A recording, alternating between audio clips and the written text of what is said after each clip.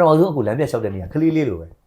လမ်းပြတ်လျှောက်ရတဲ့နေပထမဆုံးအခုကဟိုဟာကြီးနဲ့လျှောက်ရတာလေဘေးကအကူကြီးတွေနဲ့ရှေ့မှာတွဲပြီးတော့လမ်းလျှောက်လိုက်နည်းနည်းတူးလိုက်နည်းနည်းတူးလိုက်ဟိုဟာကြီးတည်းမမြင်ဘူးတယ်မှာလူကြီးတွေတော့အဲ့ဒါနဲ့လျှောက်အဲ့ဒါကြီးလွတ်လိုက်ပြီးတော့ဒီနေ့လမ်းပြတ်လျှောက်ရမယ်တော့ဆိုတော့လမ်းလျှောက်တယ်ဆိုတော့တကယ်တော့လေလွယ်လေးလို့ထင်တာသိမှာအဲ့အချိန်မှာတော့တော်တော်ကြီးပြောရလေလမ်းလျှောက်တယ်ဆိုတာဒီခုကတင်ရတဲ့ကိစ္စလည်းမဟုတ်ဘူးငယ်ငယ်တုန်းကသူ့ဘာသူတက်ပြီးတော့သူကလည်းပါလာတာကွာဆိုတော့အဲ့ဒါကြီးမသိဘူးအဲ့လမ်းလျှောက်တာတင်ရတာသိလားခြေတော့ကရှောက်နီးပေါ့ရှောက်နီးတဲ့မှာအဲ့ဒါကြီးပြောရချင်တာဟုတ်ပထမဆုံးလူတယောက်ကလေကိုချစ်တော့ကိုရက်တည်နိုင်လားဆိုတဲ့စကားအဲ့မှာစောင်းစားရသိလားကိုချစ်တော့ကိုမရက်တည်နိုင်တော့ဒီခုကြီးကြာဘုံတိုင်းဆိုဖြစ်နေတဲ့အချိန်ဆိုတော့ဒီလူတယောက်မတည့်ရက်နေတယ်ဆိုတော့ balance ဆိုညီလူခန္ဓာကိုယ်ကြီးရဲ့ balance ဆိုညီအောင်သူထိန်းထားတာအဲ့ဒါကိုမသိစိတ်ကငငယ်တော့ auto ထိန်းပြီးမှဘတ်ဆိုမတက်ကောက်ရက်လိုက်တယ်လွယ်လွယ်လေးတင်တာဘယ်ဟုတ်မသူက step ပြအဲ့လိုဓာတ်ဆိုရက်လိုက်ပြီးလမ်းလျှောက်ပြီးဆိုတော့ပေါင်ကဘလို့ကြွသွားတယ်ခြေထောက်ကဘလို့ချလိုက်တယ်နောက်တစ်ခြေထောက်ကဘလို့လိုက်တယ်အဲ့ဒါကြီးကို slow လို့ပြန်ပြီး flow motion အဲ့လိုလှမ်းတာအဲ့တော့ခြေထောက်ကလေးကပေါင်လေးကကြွရတယ်ပေါ့နော်ဖနှောင်လေးကချလိုက်တယ်ခြေပါးလေးကိုကြွရတယ်ပြီးနောက်တစ်ချောင်းကလိုက်တယ်အဲ့ဒါကိုသူကဖြည်းဖြည်းချင်းစီအဲ့နေ့ကအဲ့လိုရှောက်အဲ့ဒီနဲ့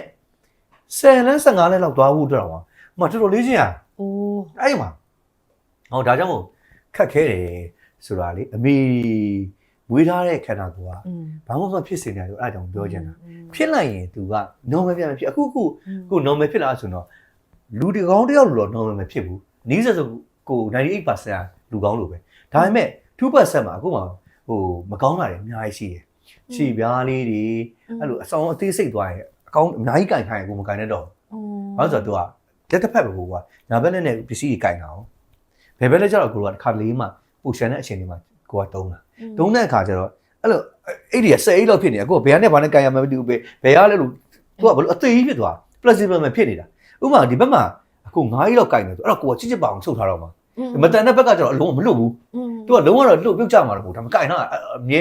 ဒီလိုလေးအဲ့လိုလေး flexible လေးဖြစ်နေအောင်ကင်တာမဟုတ်ကြည့်ကြအလိုပြုတ်ကြပါစလို့အလိုညစ်ထားတာကြီးဖြစ်နေတာအဲ့တော့ဒါကြီးကကြောင်တင်းနေတာအဲ့ဒါလေးတော့ကြံနေခဲ့အသေးစိတ်အဲ့လိုရန်သေးတဲ့ပစ္စည်းလေးတွေကင်ခိုင်းရန်ပြဿနာရှိတယ်ဥပမာ